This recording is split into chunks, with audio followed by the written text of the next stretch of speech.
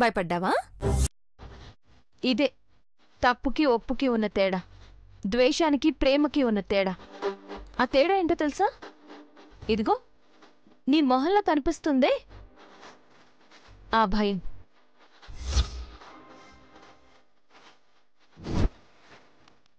అన్న అని గట్టిగా కేకేస్తే భయపడిపోయేదానివి, నోరు విప్పి అన్ని చెప్తే ఏమైపోతావు? తప్పులు చేసావు సరియు, నా మంచితనము నీ అదృష్టము ఇంకా ఈ ఇంట్లో ఉండగలుగుతున్నావు.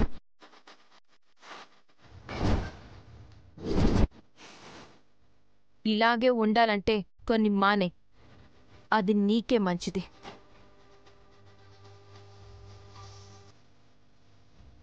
మళ్ళీ చెప్తున్నాను సరియు, ఈ నిశ్చితార్థం జరుగుతుంది, పెళ్లి కూడా జరుగుతుంది.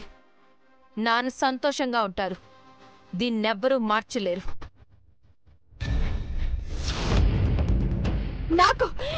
నాకే వార్నింగ్ ఇస్తుందా?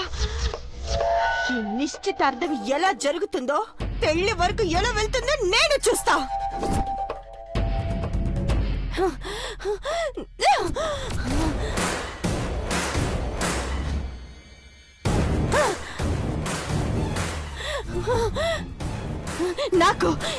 నాకే వార్నింగ్ ఇస్తుందా?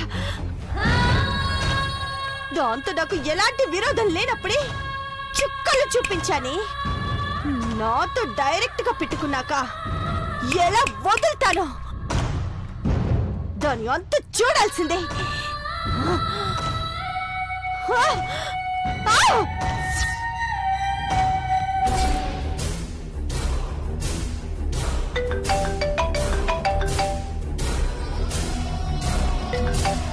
చెప్పు సరయు.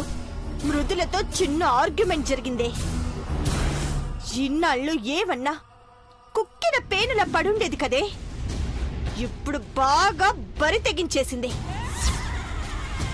నాకే వార్నింగ్ ఇస్తుంది తెలుసా? దాంతో ఎందుకే గొడవ? మొన్న చేసిందంతా నువ్వే అని దానికి తెలుసు. అయినా ఎందుకో నోరు మూసుకుంది కదా, ఎందుకు ఊరికే దాన్ని కెలకడం? అది గనక నోరు తెరిచిందనుకో, ఇదిగో ఇదిగో ఇలాగే, అది కూడా ఇలాగే బెదిరిస్తోంది. దాన్ని వదలకూడదే, ఏదో ఒకటి చెయ్యాలి. ఈ ఫంక్షన్ లో ఎలాగైనా దాన్ని బుక్ చెయ్యాలి. సరయు, ఇంకొకసారి ఆలోచించవే. ఇప్పటి వరకు దాన్ని ఏదో ఒకటి చెయ్యాలని ఎన్ని రకాలుగా ప్రయత్నించాం, ఏమైనా చేయగలిగామా? చివరికి కాలి బూడిదైపోయిందనుకున్నా బతికొచ్చిందే. పైగా ఇప్పుడది రివర్స్ అవుతుందంటున్నావు. ఏదైనా తేడా వస్తే అడ్డంగా బుక్ చేస్తుందే. ఆలోచించవే.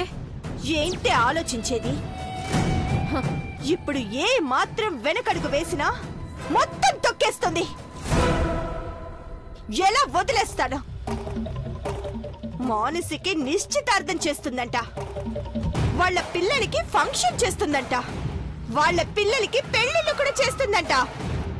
చేతులు కట్టుకొని అది చేసేదంతా చూస్తూ కూర్చోమంటావా? ఏదో ఒకటి చేయాల్సిందే. ఈ నిశ్చితార్థం ఆగిపోవాలి, దానికి కారణం అదే అవ్వాలి. అందరూ దాని మోహాన వమ్మేయాలి.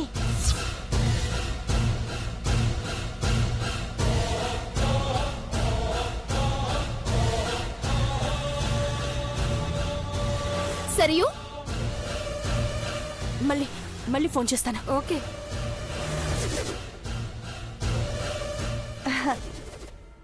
ఏంటి మాన్సి? ఏంది సరియు, నేనడ అంత టెన్షన్ పడుతుంటే నువ్వు ఫోన్లో కబుర్లు చెప్పుకుంటున్నావా? పెద్దమ్మ వచ్చింది కదా మాన్సి, ఇక టెన్షన్ ఎందుకు? అత్త ఏదో చెప్తుందే, ఏమీ కాదని అంటుంది. నాకైతే ధైర్యం చాలట్లేదు. బావని మనసులో పెట్టుకుని ఆడెవడితోనో ఎట్లా నిశ్చితార్థంలో కూర్చోమంటో చెప్పు. బావే నా చేయి పట్టుకోవాలి, బావే నా వేలికి ఉంగరం తొడగాలి. నిజమే మాన్సి, కానీ ఇప్పుడేం చేయగలం? ఏ చిన్న తేడా జరిగినా మావయ్య చంపేస్తాడు.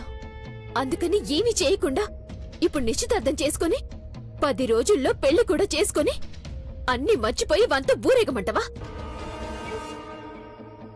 దానికన్నా చావడం మంచిది. సరే, ఇప్పుడేం చేద్దాం చెప్పు? ఏం చేస్తావో నాకు తెలియదు సరియు. ఈ నిశ్చితార్థం మాత్రం ఆగిపోవాలా?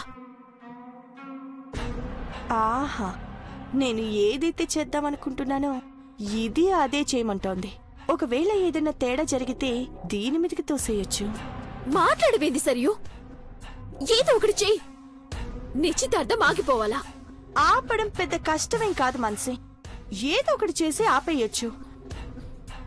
కానీ కర్మకాలి దొరికిపోయానే అనుకో, నన్ను చంపేస్తారు. నీ మీదకి ఏమీ రానివ్వను సరియు. ఏదైనా జరిగితే నేనడ్డం ఉంటా. అర్థమైందా? ఏదో ఒకటి చెయ్యి. సరే, చెప్పావు కదా, నాకొదిలే. ఇక్కడ వెళ్ళు మాన్సి.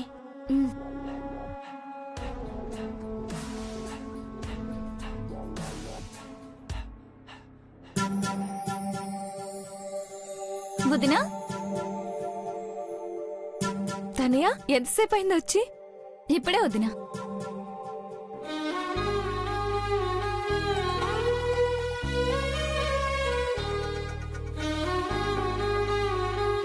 ఎవరి కోసం వదినా తెగ చూసేస్తున్నావు? అన్నయ్య కోసమా? ఏదో అర్జెంట్ పని మీద వెళ్ళాడు. అయ్యో, ఈరోజు అన్నయ్య రావట్లేదు కదా. ఏమంటున్నావు తనయ్య? మానసి నిశ్చితార్థానికి మధుగారు రాకపోవడం ఏంటి?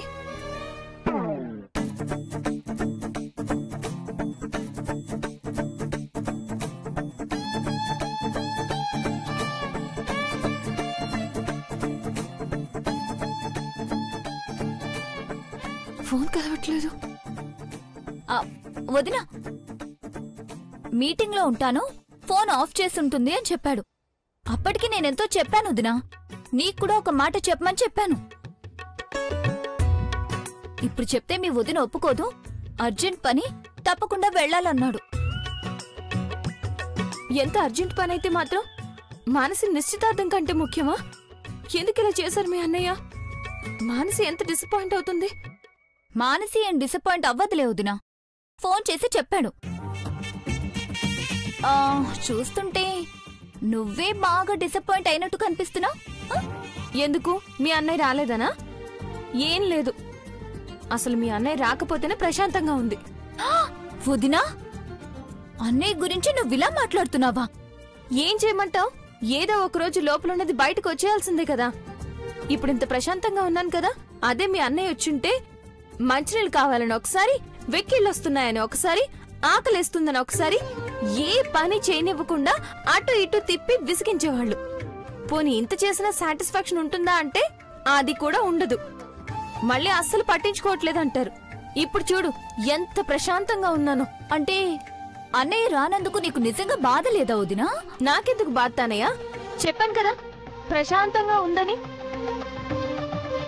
పద, హ్యాపీగా ఎంజాయ్ చేద్దాం.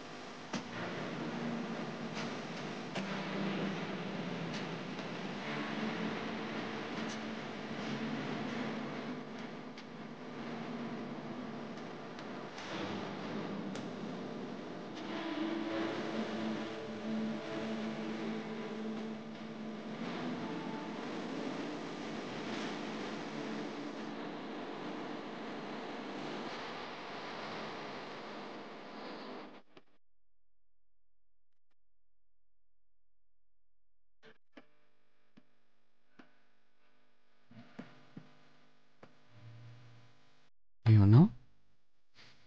నేను లేకపోతే ప్రశాంతంగా ఉంటుందా? అటు ఇటు తిప్పి విసిగిస్తానా?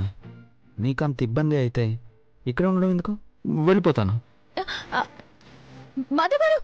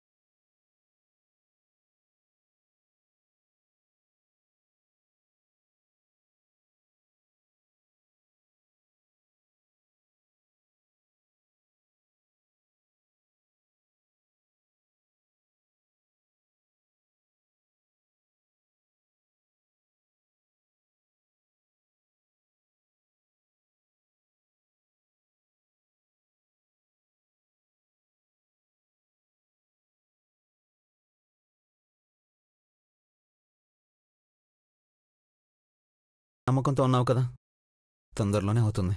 సరే సరే సరే, నాకు చాలా పనులున్నాయి, నేను వెళ్తాను. ఏయ్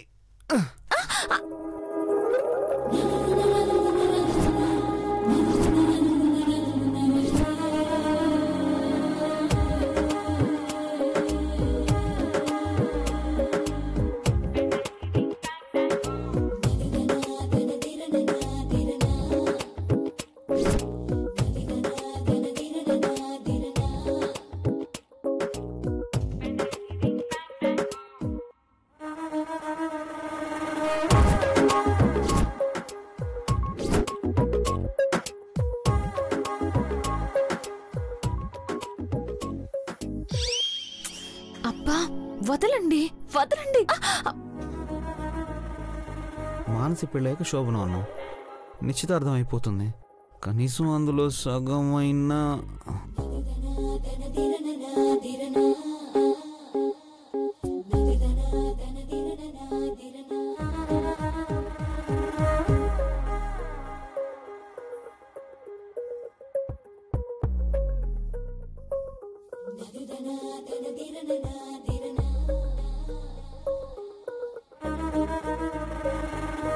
ఏదైనా మానసి పెళ్ళయ్యాకే.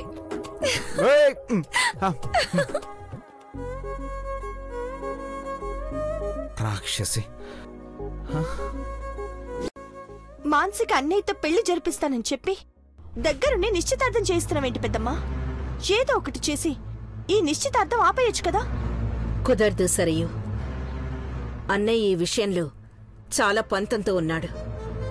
నువ్వు ఎన్ని గొడవలు సృష్టించి ఎన్ని ఆటంకాలు సృష్టించాలని చూసినా ఈ నిశ్చితార్థం మాత్రం ఆపలేవు. మరి ఎలా పెద్దమ్మా? నువ్వేదో చేస్తావో అన్నయ్యతో పెళ్లి జరుగుతుందని పాప మానసి నీ మీద ఎన్నో ఆశలు పెట్టుకుంది పెద్దమ్మా. నేను దానికన్నా ఎక్కువ ఆశలు పెట్టుకున్నానే. ఎలా వదిలేస్తాను? ఎవరు చేసేది వాళ్ళు చేయని, నేను చేసేది నేను చేస్తాను.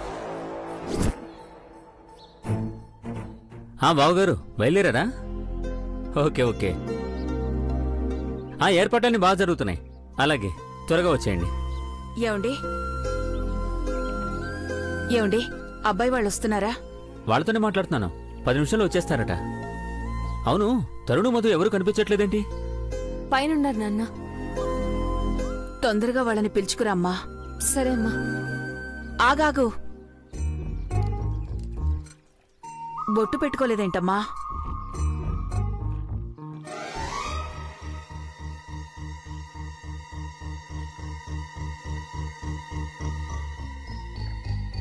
బొట్టు లేకుండా అలా ఉండకూడదమ్మా. వెళ్ళి పెట్టుకో. అంత సంస్కారం తెలిసిన ఆడదే అయితే ఎన్ని తప్పులెందుకు చేస్తుంది?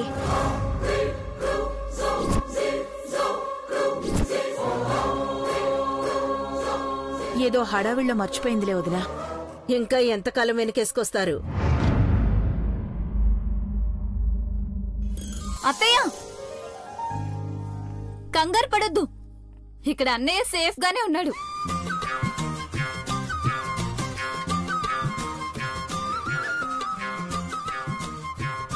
మృదుల బొట్టు పెట్టుకోకపోతే అన్నయ్యకి ఏమైనా అవుతుందనే కదా మీకు కంగారు. ఇదిగో బొట్టు అన్నయ్య దగ్గరే ఉంది.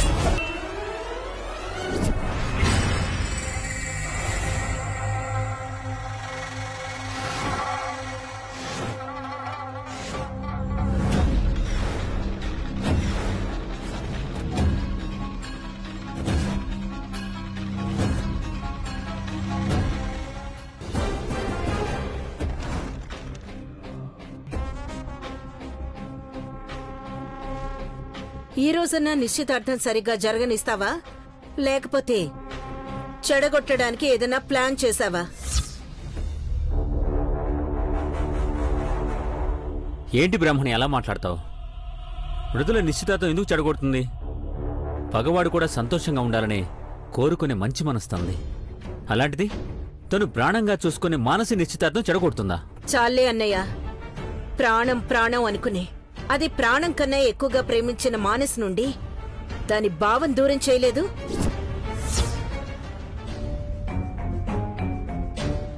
ఇప్పుడు దాని గురించి మాట్లాడితే అయిపోయింది కదా ఎందుకు అంటారు.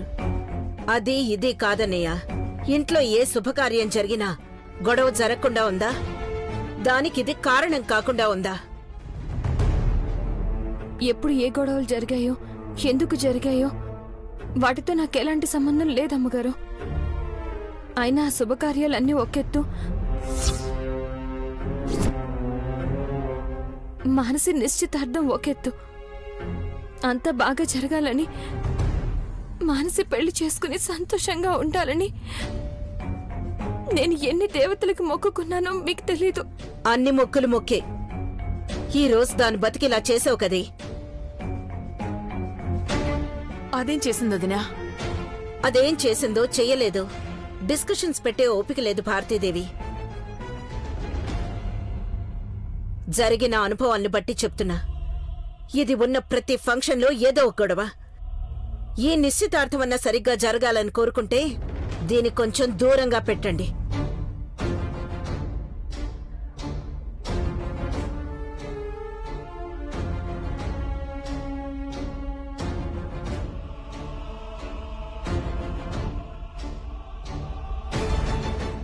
నాకేం చేయాలో సమజైతలేదే. బుర్ర వేడెక్కిపోతుంది. అత్తేమో నిశ్చితార్థం అవ్వని, పెళ్లి సంగతి తర్వాత చూద్దాం అంటుంది. కానీ ఏదైనా తేడా జరిగి పెళ్లి జరిగిపోతే ఏం చేస్తావే? అదేనే నా భయమంతా. ఏదో అత్త మాట నమ్మి రెడీ అవుతున్నా. కానీ ఏదైనా తేడా అయితే పెళ్లి మండపమే నా బల్లకాడైతది. మానసి,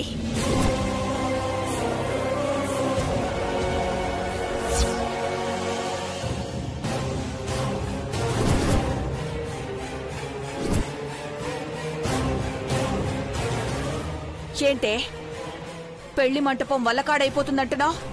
ఎవరితో మాట్లాడుతున్నావే? ఏం లేదు, ఫ్రెండ్తో ఏదో మాట్లాడుతున్నానమ్మా. నువ్వు ఏం మాట్లాడుతున్నావో, నీ మనసులో ఏముందో మొత్తం తెలుస్తోంది మానసి. నేనెంత బుజ్జగించి చెప్పినా, మీ నాన్న కోపంగా చెప్పినా నీ బుద్ధైతే మారడం లేదో. అసలు తెలిసి చేస్తున్నావో కావాలనే చేస్తున్నావో ఏవి అర్థం కావడం లేదు. కానీ ఇప్పుడు నేను చెప్పేది మాత్రం బాగా అర్థం చేసుకో. నువ్వు ఏమన్నా పిచ్చి పిచ్చి ఆలోచనలు చేసినా, పెళ్లి పందిట్లో పరువు పోయే పనులేం చేసినా మీ నాన్న నేను ఇద్దరం ప్రాణాలతో ఉండం.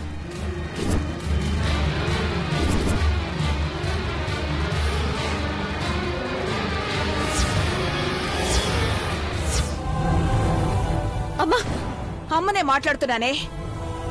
ఎన్నాళ్ళని భరిస్తాను చెప్పు? మేమైనా వయసు చూస్తే ఇంత లేదు, ఆలోచనలు ఆవేశాలు మాత్రం అందరంత ఎత్తున్నాయి. చేతుల జీవితాలు నాశనం చేసుకుంటున్నారే. మీకు అర్థం కావట్లేదే. నువ్వేమో మధుని తప్ప ఇంకెవరిని పెళ్లి చేసుకోనంటావు. సరియు చూస్తే ఆస్తి రాస్తేనే పెళ్లికి ఒప్పుకుంటానంటోంది. పరువు పోయే ఆలోచనలు కావు ఇవన్నీ. ఇన్నాళ్ళు అమ్మా బాబు అని బతిమాలాం, పెద్దరికంతో బెదిరించి చెప్పాం. అయినా మీలో మార్పు రాకపోతే ఇక మిగిలేది ఒకటే, పరువు పోయి బతకలేక ప్రాణాలు వదిలేయడమే. అమ్మా, ఎందుకు ఊరికే ఏదేదో మాట్లాడుతున్నావు? నేనేదో నా ఫ్రెండ్తో మాట్లాడుతుంటే నువ్వేదో అర్థం చేసుకున్నావు. ఏవీ లేకపోతే పర్వాలేదే, కానీ ఏమన్నా జరగకూడదు జరిగిందే అనుకో, నేను చచ్చిన తొట్టే.